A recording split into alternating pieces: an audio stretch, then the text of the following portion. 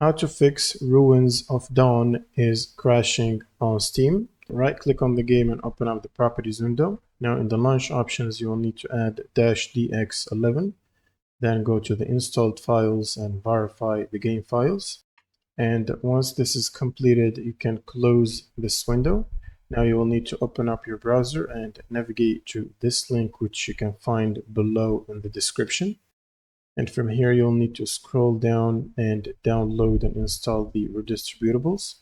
You'll need the 86 and the 64 installer, both of them.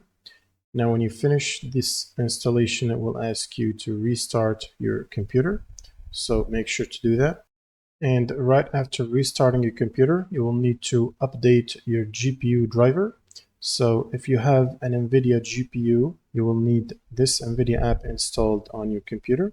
You can look it up from the browser and install it. Then go to the drivers section.